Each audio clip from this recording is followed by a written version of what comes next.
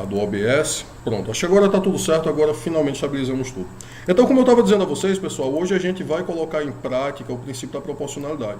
Eu vou dar um caso concreto para vocês, tá certo? E vou dar aí 20 minutinhos para vocês responderem. E é um caso que eu acho que vocês vão achar bastante interessante.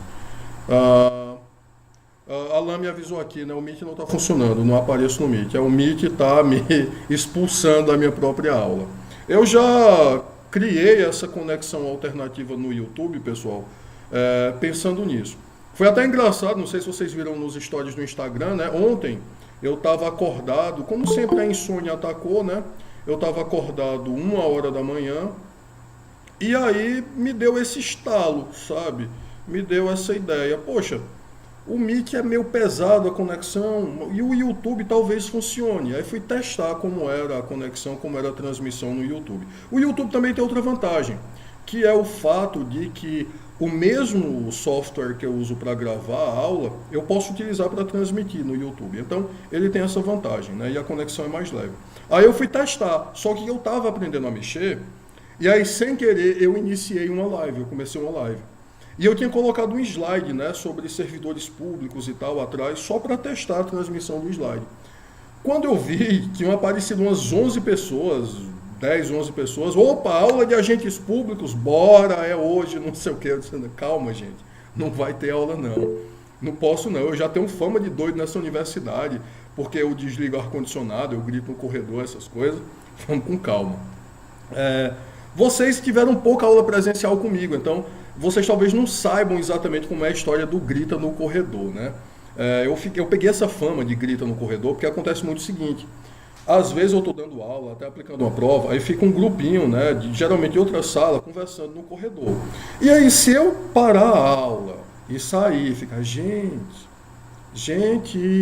oi, por favor, vocês estão me vendo? Eles vão conversar a noite toda, não vão nem perceber que eu estou ali. Aí eu chego e falo, ei! Aí o pessoal olha assim, né? Quando olha, gente, mais baixo, por favor, baixa o volume aí. Só que, sei lá, isso gerou a fama que eu sou louco que grita no corredor, né? Então, enfim, ossos do ofício, né? Faz parte. E aí o que acontece? Aí eu fiz o teste, funcionou. De manhã eu testei, pronto. A Amanda sabe, né? A sala 323 conhece bem o grito. Pronto, é mais ou menos isso. E aí o que acontece, né? Shawnee lembrou aqui, né? Gravar a aula. Shawnee, a do YouTube já fica gravada automaticamente. Então isso até já dá mais uma leveza para o Meet, porque eu não preciso gravar aqui, que lá já fica gravado. Então, enfim, aí por conta disso eu fiz o teste, funcionou. Testei hoje de manhã, testei agora à noite na outra turma e está funcionando. Aparentemente vocês estão gostando. E se está dando certo, a gente vai usando, tá bom? Vamos lá, pessoal. Então, o que a gente vai fazer? Eu preparei um caso concreto para vocês sobre o princípio da proporcionalidade, que é esse caso concreto aqui, que eu vou passar para vocês agora. Deixa eu colocar no comecinho dele aqui, tá bom? Como vocês estão vendo aí, esse é um caso que eu trabalho na aula presencial, né? Ele é um caso que é feito para ser... Ele foi preparado para ser feito em grupo de até 5 pessoas. Então eu divido a sala em grupos de até 5 pessoas e dou um tempo aí, uns 20 minutos mais ou menos, para vocês fazerem. E aí vem aquela coisa do trabalho em equipe, né? Primeiro vocês brigam entre vocês, né, discutindo o caso. Depois vocês brigam com o pessoal da outra equipe, né? Cala a boca aí, tá me atrapalhando. E aí, enfim, quando eu vejo que vocês estão conversando demais, opa, todo mundo terminou, sorteio uma equipe, a equipe vem para frente, expõe para a sala e a gente faz o debate. Certo, que caso é esse? O que é que a gente vai discutir? O que é que a gente vai abordar nesse caso? Vamos ver aqui o que é que ele nos diz. Ele vai dizer que o Congresso Nacional, em 1990, pessoal chegando no Meet, como eu estava dizendo a vocês, o Congresso Nacional, em 1990, aprovou a Lei 9.614, conhecida como Lei do Abate, ou Lei do Tiro de Destruição, cuja redação é a que se segue. Esgotados os meios coercitivos legalmente previstos, a aeronave será classificada como hostil, ficando sujeita à medida de destruição nos casos dos incisos do caput deste artigo e após autorização do Presidente da República ou a autoridade por ele delegada.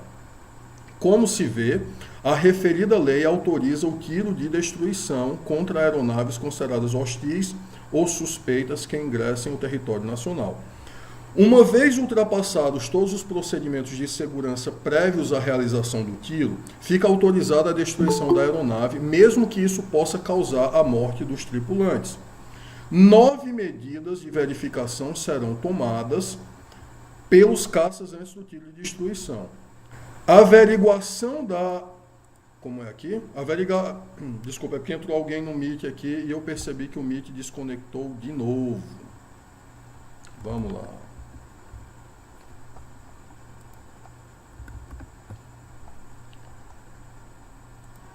Só uma pausazinha, depois eu retomo desse parágrafo aqui.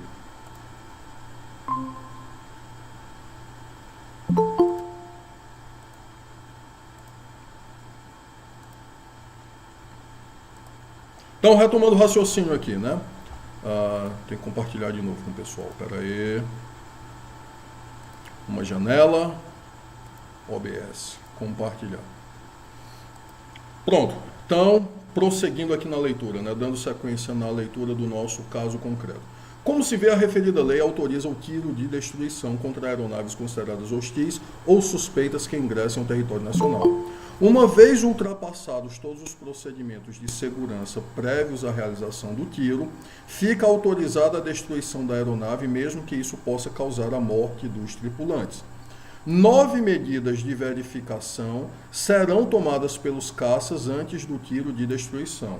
São elas: a averiguação da identidade da aeronave, reconhecimento à distância da matrícula da aeronave, confirmação da matrícula, interrogação do piloto na frequência do rádio da região, interrogação na frequência de emergência, realização de sinais visuais pelos caças, pedidos de mudança de rota, exigência de pouso obrigatório e tiros de advertência. Essas 9 medidas serão tomadas. Se não surtirem efeito, se forem desrespeitadas, aí poderá haver o tiro de abate, né? Então, somente após estes procedimentos, o avião suspeito será alvo das medidas de destruição. A ordem de abate será dada pelo comandante da aeronáutica. As aeronaves suspeitas seriam aquelas que não têm um plano de voo aprovado e que são oriundas de regiões que produzem e distribuem drogas ilícitas, como Paraguai, Bolívia, Peru e Colômbia. De acordo com o brigadeiro da aeronáutica Ricardo Machado Vieira, a lei será cumprida independentemente de qualquer coisa, mesmo que existam crianças a bordo da aeronave suspeita. Nenhuma aeronave, em hipótese alguma, estará livre de aplicação da lei. Ou seja, não há motivo, não há razão nenhuma, mesmo transportando qualquer tipo de pessoa que sirva como salvo-conduto para burlar a lei que foi estabelecida pelo Estado brasileiro, afirmou.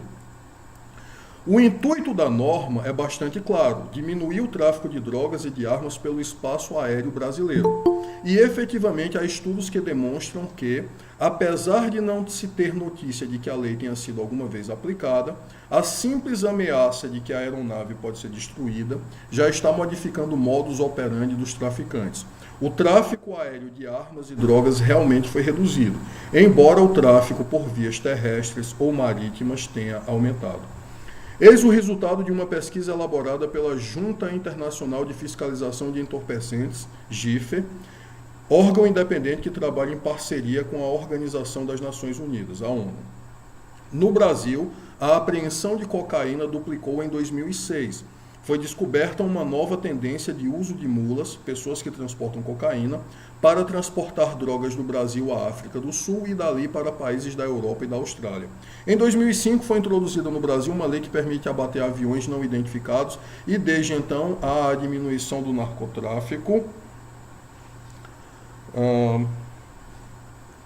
Apareceu um escorpião aqui no chão, juro a vocês. Como eu estava dizendo, e desde então há a diminuição do narcotráfico com o uso de aviões na região da Amazônia, embora tenha aumentado consideravelmente a apreensão de drogas transportadas por lanchas e pequenas embarcações e pela rede fluvial.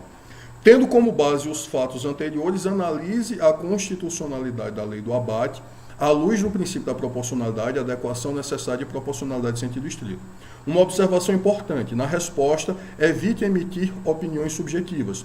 Tente fazer uma análise objetiva e honesta, sempre levando em conta os subprincípios da proporcionalidade. O importante é que a argumentação seja consistente e baseada em dados empíricos que possam demonstrar o acerto das soluções encontradas. Tá certo? Pessoal, vocês terão 20 minutinhos, tá bom? Para fazer a análise aí. Como não tem como a gente dividir a sala em grupos, né? Cada um está em sua casa, vai ser individual, mas se vocês quiserem debater com vocês, se quiserem debater no grupo, se quiserem debater aqui no chat, se quiserem, enfim, debater no privado, fiquem à vontade para debater uns com os outros, tá bom? 20 minutinhos e aí eu vou atormentar vocês querendo a resposta para esse caso concreto. Pronto, no YouTube o pessoal está comentando que o áudio tá bom, né? Tá ótimo e tal. Vamos lá. Então, fechando aqui o raciocínio, pessoal, vamos para a correção. Deixa eu mandar aqui para o pessoal do Meet a tela. O Meet também é mais demorado, eu tenho que escolher a janela. E aí, depois que escolhe a janela, ele manda para o pessoal. Aqui, pessoal, uma outra vantagem do YouTube é que eu consigo utilizar o mesmo programa que eu gravo minhas videoaulas. E ele tem algumas vantagens assim para as transmissões. Ele permite um certo dinamismo. Olha só, eu consigo ir muito rapidamente de uma tela para outra. A gente ganha tempo. Então agora, por exemplo, eu clico aqui, a gente já está no slide, tá certo? Se eu quiser voltar para o caso concreto, volta. Então assim, a gente tem essa velocidade, esse dinamismo. Até para me esconder aqui é mais fácil. Só fazer isso, tchau, Pablo. Então, vamos lá. Nosso caso concreto, né? O princípio da proporcionalidade. Deixa eu só ver se alguém falou alguma coisa aqui no WhatsApp. Não, eu não tinha olhado o WhatsApp. Então, vamos lá. Vamos responder esse danado agora, né? Sem mais delongas. Pessoal, o que é que a gente tem que pensar, né? O que é que a gente tem que fazer quando a gente vai resolver um caso com base no princípio da proporcionalidade? A primeira coisa é identificar qual o objetivo, o que é que a gente está buscando, né? Porque quando a gente tem o objetivo, né, a nossa meta, e nós temos os meios que nós vamos empregar, o que nós podemos empregar, aí a gente tem como fazer a análise, tá certo? Caso Elvanger, que a gente já estudou, o objetivo era que ele parasse de praticar o crime de racismo, né? No caso das formigas na cozinha, o objetivo era acabar com o formigueiro. E assim vai, tá certo? Qual é o objetivo aqui? O texto diz, né? O texto entrega. O intuito da norma é bastante claro: diminuir o tráfico de drogas e de armas pelo espaço aéreo. Então essa é a meta, esse é o objetivo, esse é o foco. Acabar com o tráfico de drogas, tá certo? Pelo espaço aéreo. E claro, a gente tem que ter em mente, a gente tem que lembrar que quer combater o tráfico de drogas pelo espaço aéreo, mas não é, porque, sei lá, odeia traficante que tem avião. Não. A ideia é combater o tráfico de drogas no geral, acabar com o tráfico de drogas em geral, tá certo? E a lei do abate especificamente combate o tráfico aéreo. Certo, aí a gente vai analisar agora, pessoal, se ela é constitucional ou não, usando aquelas etapas da adequação. A primeira, da proporcionalidade, a primeira é a adequação. A lei do abate é adequada? E aí eu coloquei a citação para vocês, né? Uma medida estatal é adequada quando o seu emprego faz com que o objetivo legítimo pretendido seja alcançado ou pelo menos fomentado. Então, para passar na adequação, é necessário que o meio produza o fim que a gente está buscando ou que pelo menos ele ajude a gente a chegar lá, ele ajude a produzir.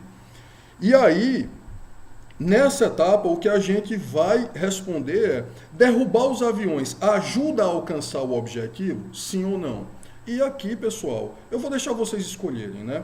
E aí, derrubar esses aviões ajuda a combater o tráfico de drogas? Sim ou não? S ou N no chat aí, por favor.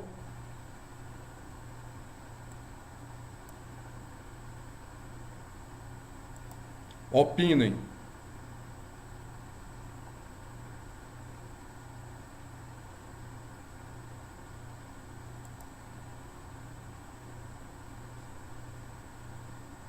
Dá um tempinho para vocês opinarem, tá certo?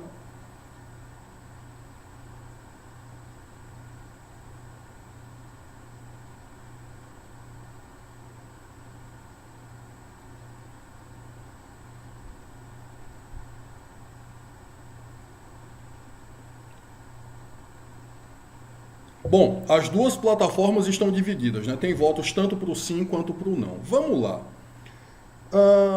Pessoal, vamos ser francos aqui, vamos ser bem frios, tá bom?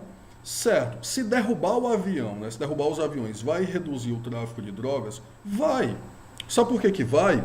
Se vocês lembrarem bem no texto, o texto, o caso concreto, já traz para a gente a seguinte informação. Mesmo sem nenhuma aeronave ter sido derrubada, já diminuiu, né? Aumentou o tráfego terrestre, o tráfego pelos rios, mas o pelos aviões já diminuiu, já está menos. Então, assim, ela ajuda a diminuir. Pelo menos o aéreo, ela ajuda a diminuir, tá certo? Então, Adrian, eu concordo com você que existem outros meios e certamente existem muitos outros. O próprio texto coloca isso, né? Pelos rios, por via terrestre e tal. Mas atenção para esse detalhe. O fato é que ela ajuda a diminuir, ela ajuda a buscar esse objetivo que é combater o tráfico de drogas, tá bom? Então, vou concordar aqui com Jonas quando ele diz que ajudar até ajuda, né? E atenção, Jonas, concordo com essa primeira parte, essa segunda parte aqui que você diz, mas não seria adequado, fere o direito à vida. A gente não analisa isso agora, tá certo? A ponderação do direito à vida vem só na proporcionalidade sentido estrito. Nessa fase aqui da adequação, a única coisa que a gente analisa é se ajuda a gente atingir, se ajuda a gente a obter esse objetivo que a gente está buscando, tá certo? Fabiana, eu acho o abater muito pesado, apesar de nunca ter acontecido. Ariellen vai, né, vai, nesse sentido ela é adequada, vai ajudar sim a reduzir o tráfego. Pronto, vamos lá. E aí, pessoal, chegamos na segunda etapa, né, na segunda fase. Opa, Saskia colocou aqui, tipo formigueiro. A água leva as formigas, mas causa mais danos, o veneno é mais eficaz. Pronto, mas aqui na adequação, lembra, Sácia, que na adequação, a única que não passou foi o açúcar. Né? A única medida que não passou foi o açúcar. A água passou porque ela pode matar as formigas, o veneno passou porque mata as formigas, e a dinamite também passou, porque explode as formigas, tudo elas morrem. Então, nós vimos que... Desculpa, Anne, só pode colocar a resposta quando eu sortear? Não, meu bem, eu vou fazer o seguinte, eu vou colocar em votação, tá certo? Então, já votamos a adequação, e aí estamos vendo o gabarito agora, tá certo? E vamos já votar a proporcionalidade, tá certo? Então, vamos lá. Então, é adequado. Por quê? Porque ajuda a produzir esse fim que é combater o tráfico de drogas, que é reduzir o tráfico de drogas. Vamos para a segunda etapa, né? A lei do abate é necessária, vamos descobrir agora se ela passa na necessidade, tá bom? E eu passei o slide aqui 2 vezes sem querer, perdão. Um ato estatal que limita um direito fundamental é somente necessário caso a realização do objetivo perseguido não possa ser promovida com a mesma intensidade por meio de outro ato que limite em menor medida o direito fundamental atingido. E aí a pergunta é, existe outra medida tão eficaz quanto ou mais eficaz do que derrubar os aviões? Vamos lá, sim ou não? Existe alguma medida que seja mais eficaz ou pelo menos igualmente eficaz? Sim ou não? Hey there guys, E-Check from Check Tick here up.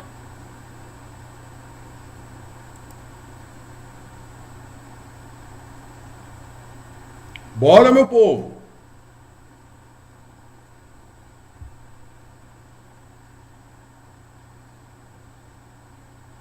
Aqui temos um racha, né? Já consegui dividir a sala em 2 facções.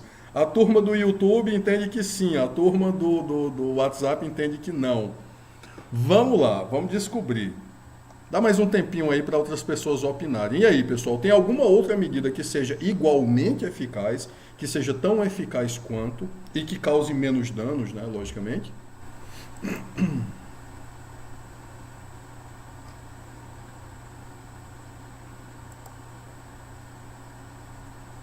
Opa, apareceu um voto pro não aqui no YouTube.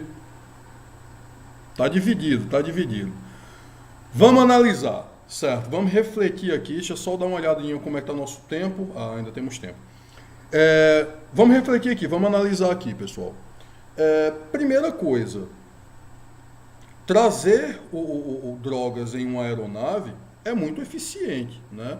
Vide aquele político famoso aí que o helicóptero dele foi pego com 0,5 tonelada de pasta base de cocaína. Oh, meu Deus, eu vou ser processado, né? Isso está no YouTube, já fica salvo no YouTube e ele processa, quem fala dele ele processa. Mas enfim, né? Vocês conhecem esse caso. Então, retomando aqui o raciocínio, né? Vamos combinar uma coisa. Se tem uma aeronave que foi comprada por um traficante para trazer drogas e essa aeronave é abatida, é derrubada, né, destruída, convenhamos, aquela ali não traz mais nada. Aquela ali não vai trazer mais nada, tá certo? Então, eu acho que dificilmente um meio será tão eficaz quanto derrubar o avião, pelo menos com relação ao tráfego aéreo. Vamos lembrar que o objetivo é o tráfego aéreo. Deixa eu ver aqui o que vocês disseram. Usa a questão de persuadir.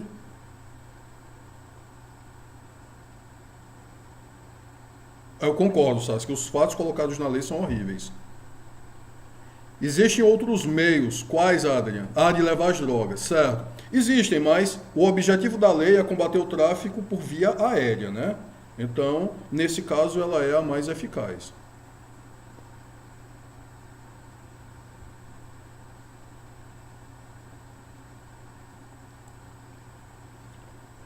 Saskia, até porque aqui estamos usando uma medida para um meio apenas, fiscalizar os aviões, enquanto a fiscalização dos outros meios de transporte. Mas, enfim, dificilmente uma lei, né, uma política de combate vai conseguir enfrentar todas as frentes. Então, com relação ao tráfego aéreo, a lei do abate, ela é a mais eficiente, né? Você destruir o avião, aquele ali não transporta mais nada. Adrian, não, pois continuará a introduzir substâncias no país através de outras aeronaves e outros meios. Adrian, outras aeronaves, eu acho que não, até porque a gente está considerando a destruição, mas vamos ser honestos, isso é praticamente pena de morte. Então, haja piloto também, né? Eles sendo abatidos e os aviões sendo destruídos, que o tráfego por via terrestre e via fluvial pelos rios aumentou, certamente aumentou, mas por via aérea diminuiu, né? Sheldon, derrubar é a última medida. Antes ele tenta manter o contato de várias formas. Bem lembrado, Sheldon, tem aquelas 9 medidas, né, que eles adotam antes de efetivamente adotar o tiro de destruição. Aí, Sácia, vamos focar apenas no tráfego aéreo. Então, pessoal, eu acho que somos forçados a concordar. Laís comentou aqui, até hoje está solto. E o helicóptero foi devolvido. Lucas, o acompanhamento da aeronave poderia ser um meio. Mas, Lucas, de certa forma, o acompanhamento ele já é tentado, né? Porque entram em contato com a aeronave por duas frequências, né? Pela frequência normal, pela frequência de emergência. Tentam identificar o código da aeronave, manobram, né? Dão a ordem para a aeronave voltar. Então tem todas essas medidas que, de certa forma, o acompanhamento já fica compreendido ali, né? Já está implícito ali. Pronto, então vamos lá, pessoal, vamos voltar para cá. Existe outra medida tão ou mais eficaz que derrubar os aviões? Não. Mais eficaz, não. Porque você derrubou, aquele ali não traz mais nada, tá certo? Aquele ali. E aqueles traficantes que estavam no avião, bom, dificilmente sobreviverão, não vão trazer mais nada, né? Então, ela acaba passando na necessidade, né? Tristemente, ela passa na necessidade. E aí nós chegamos na proporcionalidade em sentido estrito. E atenção, pessoal, todos aqueles argumentos que vocês trouxeram, que foram ótimos argumentos, no sentido do direito à vida, tem que ponderar, tem que analisar, tem que tomar cuidado para não produzir injustiças. Isso tudo é analisado agora, tá certo? É aqui que a gente vai discutir essas questões. Deixa eu só dar uma olhadinha aqui. Saskia, sobre a necessidade, diz que deve-se escolher um meio mais suave. Saskia, não é necessariamente o mais suave, né? Dentre os meios que a gente tem, a gente vê se existe um que seja igualmente eficiente e mais suave, que ofenda menos direitos fundamentais. Então, assim, mais eficiente ou tão eficiente quanto derrubar a aeronave fica difícil. Anderson, se não quisesse morrer nem ter suas aeronaves abatidas, não utilizariam o tráfico de drogas. O correto é detonar tudo que não estiver permitido no céu.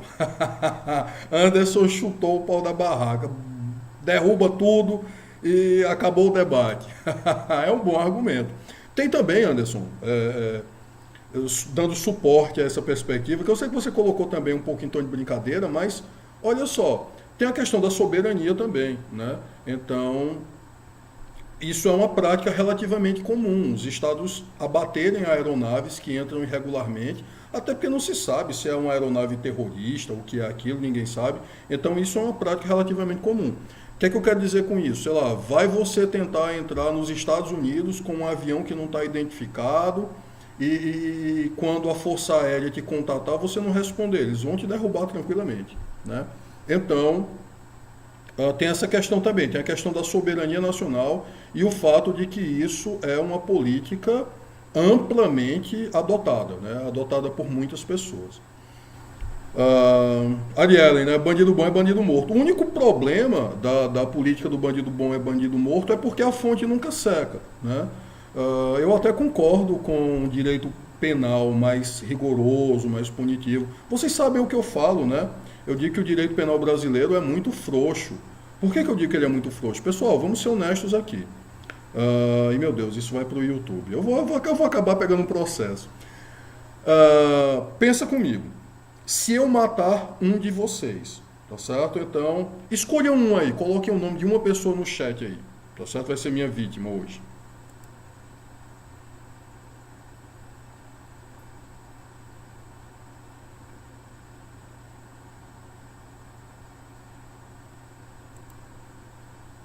Alan, né? O primeiro nome que apareceu foi Alan. Pessoal, peguem a seguinte informação. Pablo, Alan já se voluntariou primeiro, Anderson. Rapaz, vocês estão morredor hoje, viu? Vocês estão... Peguem a seguinte informação. Pablo mata Alan. O que é que nós temos? Homicídio simples. O professor de direito matou um aluno de direito. Pessoal, qual é a pena para homicídio simples no Brasil? Artigo 121 do Código Penal, 6 a 20 anos. Se for qualificado vai subir, Pablo, pode chegar a 30... Tá, mas a gente está falando de homicídio simples, né? Pablo matou Alan. Por que motivo? Ninguém sabe, né? Matou, homicídio simples, pena 6 a 20 anos. Tá, 20 anos de cadeia é uma pena pesada, é uma pena grave, mas... Se essa pena menor de 6 anos foi feita para alguém, me perdoe, mas foi para mim. Bons antecedentes, né? Pai de família, tem um emprego, que mais? Formação superior. Então, assim, foi feito para mim. Esses 6 anos aí não é para outra pessoa, não, é para mim. E aí, se eu for condenado, porque ainda tem aquela coisa, né? Se o tribunal do júri, eu não vou ser julgado por um juiz, eu vou ser julgado pelo tribunal do júri. Se tiver uns 4 professores no tribunal do júri, é capaz de me inocentarem, viu? O que? Era um aluno? Então ainda tem isso. Certo. Aí eu pego a pena de 6 anos. Tenho direito à progressão de regime, a partir de 1/6 da pena. Então vou ficar o quê? Vou ficar 2 anos preso, né? Aí eu já começo a botar o pé na rua. Isso é justo? Não. Eu destruí a vida de uma pessoa, eu interrompi a vida de uma pessoa. Isso talvez fosse o caso de a gente cogitar até prisão perpétua, e não apenas 6 anos, né? Então, talvez, enfim, a pena deveria ser muito maior para homicídio simples. Então, o direito penal brasileiro, realmente, ele é frouxo, ele é mole, ele precisa ser enrijecido, ele precisa ser mais rigoroso, tá certo? Outra coisa, vamos ser honestos aqui, é para pobre. Né? Se você tiver realmente uma boa estrutura, se você tiver poder aquisitivo para ter uma boa estrutura jurídica, bons advogados, essa coisa toda, o direito vai ser muito tranquilo com você. Né? Você vai ter direito a todos os recursos, a tudo, enfim. Então, ainda tem esse detalhe, ainda tem essa questão. Certo. Eu sou a favor, portanto, de que existam penas mais rigorosas no Brasil, que existam penas mais graves no Brasil, sou totalmente a favor. Eu acho que isso resolve o problema da criminalidade em si? Não. Por quê? Porque nos países que existem penas de morte, as pessoas continuam praticando aqueles crimes. Então elas vão morrendo e vão fazendo. Eu concordo com o direito penal mais rigoroso, mais intenso, mas eu acho que esse direito penal mais rigoroso, mais intenso, ele precisa vir acompanhado de políticas sociais que evitem que a pessoa caia no crime. O que é que eu quero dizer com isso, pessoal? Nós vivemos num país, e isso é documentado, o que eu vou dizer para vocês agora, eu posso até mandar no grupo a reportagem para vocês. É documentado, no Brasil, crianças são aliciadas para o tráfico de drogas, já que a gente está falando de tráfico, a partir dos 8 anos de idade, às vezes até menos. Gente, com 8 anos a pessoa não sabe o que é certo e o que é errado. Com 8 anos, vamos ser honestos, com 8 anos teu pai e tua mãe estavam tomando conta de tu para tu não comer terra, para tu não beber detergente, não comer sabão. E eu também. Então, assim, e com 8 anos as crianças já serem aliciadas para o tráfico, então nós precisaríamos de políticas, e aí é investimento em educação, sobretudo, investimento em esporte, para essas pessoas terem pelo menos uma alternativa que não seja entrar na criminalidade.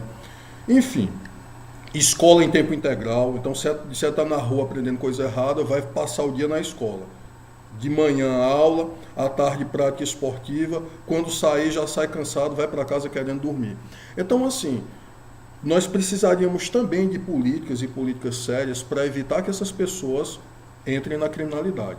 Até porque, se a gente dá a oportunidade e ainda assim a pessoa entra na criminalidade, aí sim ela merece ser punida, né? Então, enfim, só fechando esse raciocínio aqui, tá certo? Certo, e aí chegamos na proporcionalidade em sentido estrito, né? E aí, esse negócio é proporcional em sentido estrito, sim ou não? Aqui, pessoal, é onde entram essas ponderações, o direito à vida, o direito à segurança pública. Aqui cabe você refletir até o seguinte, vem cá, Pablo, mas se a gente não abater essa aeronave, essas drogas e essas armas irão matar muitas outras pessoas mais. Aqui, pessoal, a gente pondera isso tudo. Eu tenho o meu ponto de vista pessoal. Eu acho que ela não passa na proporcionalidade em sentido estrito, porque ela traz muito mais pontos negativos do que positivos. E eu tenho medo também dos problemas que possa ocasionar. Imagina a seguinte situação. Vem um avião, tá certo? E esse avião entra em pane, a parte elétrica dele começa a falhar. Se falha a parte elétrica, ele vai ter dificuldade para manobrar, né? E ele vai ter dificuldade para responder os chamados, vai ter dificuldade para responder quando a Força Aérea Brasileira contatar. E aí, se esse avião for derrubado, enfim, não tinha tráfego, não tinha coisa nenhuma, o que tinha, na verdade, era um avião com problemas, era um avião que estava em pane. Então, assim, é complicado, sabe? É complicado. Nesse caso, eu acho que ela não passa na proporcionalidade de sentido estrito, mas eu reconheço também que existem bons argumentos e existem argumentos muito bons no sentido de que ela passa, no sentido de que, enfim, vale mais a segurança, vale mais a soberania nacional, vale mais outras coisas. Então eu reconheço, pessoal, que embora o meu posicionamento seja no sentido de que ela seja desproporcional, em sentido estrito, existem argumentos no sentido contrário que são muito bons. E é por isso que eu coloquei essa questão já anos atrás aí numa prova, porque ela acaba sendo muito boa, né?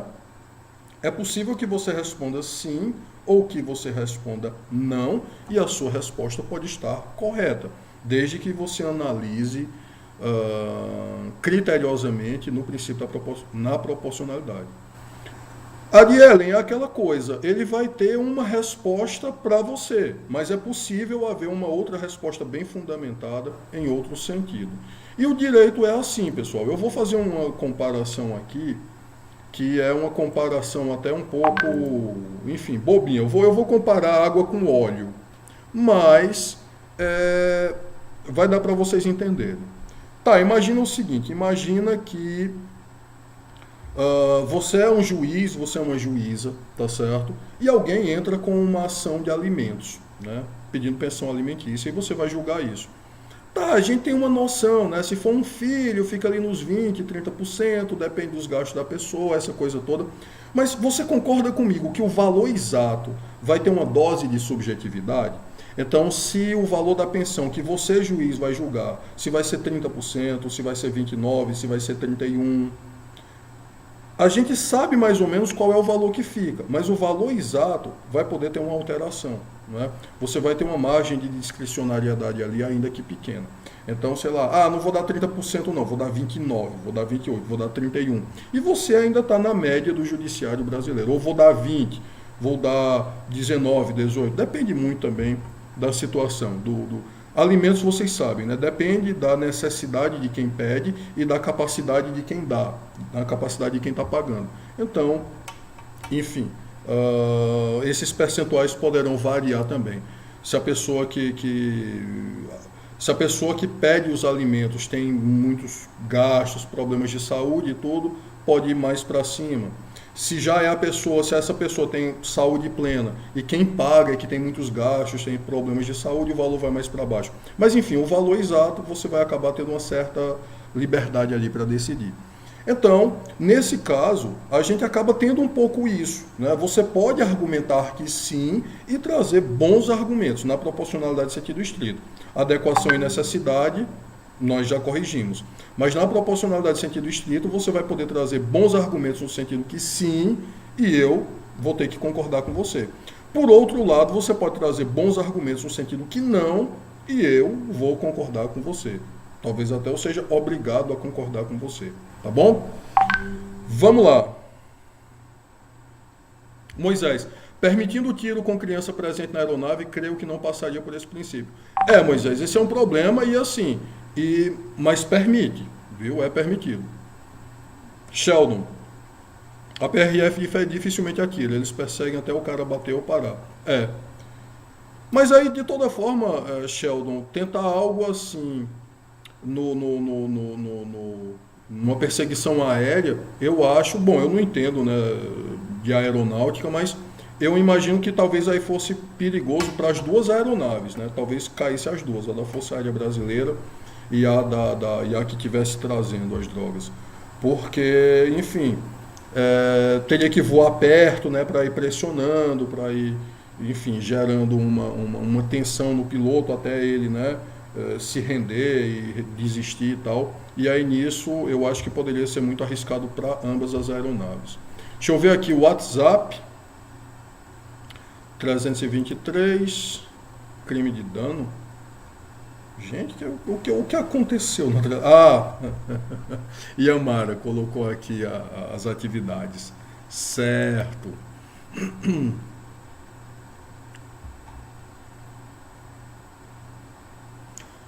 Ariela entrou sua informação aqui. Não se trata da lei do abate uma norma sem aplicação, haja visto que já houveram relatos extraoficiais que a FAB solicitou ao Comando Aeronáutica a autorização para abater uma aeronave, mas não lograram êxito e tal, e a aeronave aterrissou imediatamente após esses disparos.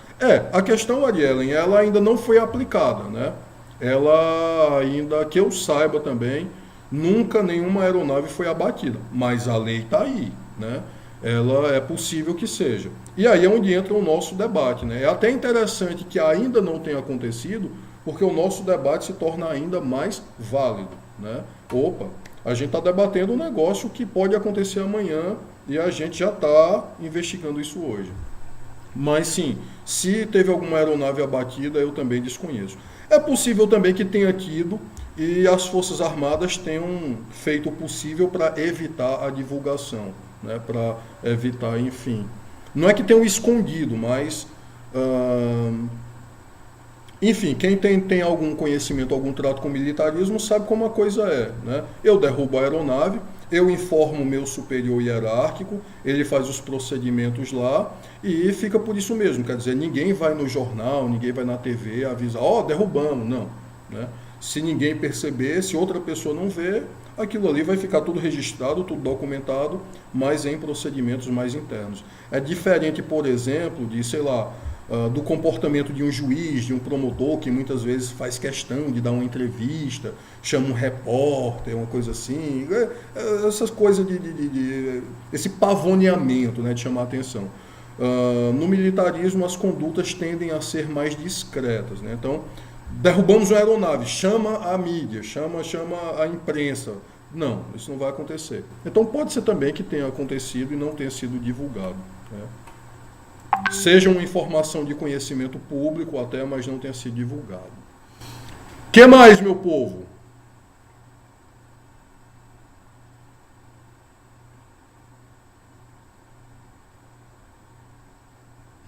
Se aparecer um aviãozinho vermelho, ele vai surpreender, até porque é mais fácil de ver, né? Já pensou? Um vermelho brilhantezão da cor do meu slide aqui? Oxe, já via logo, já vê de longe.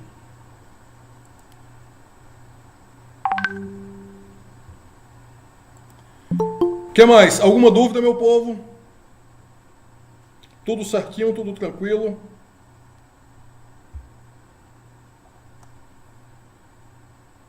Pronto.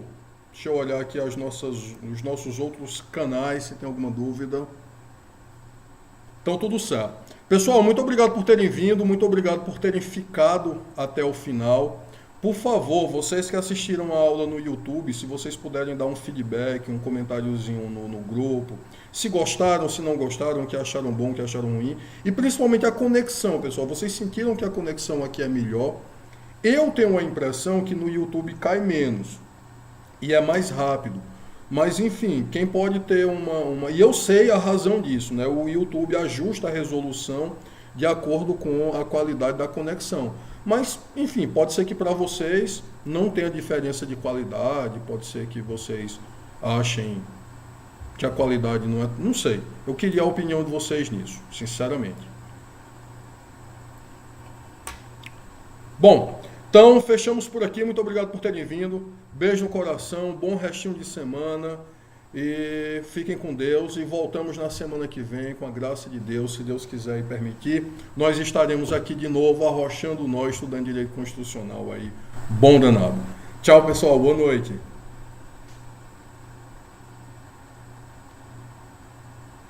Opa, Moisés. Moisés, hoje eu não fiz chamada, tá certo? E a chamada, agora você me pegou, viu, Moisés? Talvez a gente tenha uma dificuldadezinha de fazer chamada pelo YouTube, né? Mas vamos ver. Pode ser que eu consiga fazer da mesma forma que eu faço no Meet, né? Pedindo para vocês colocarem um nome aqui. Vamos ver, vamos estudar isso aí. A gente ainda está no começo do semestre, tá bom? Mas hoje não teve chamada não, tá bom? Beijo, pessoal. Beijo, pessoal. Beijo no coração de vocês. Tchau, tchau.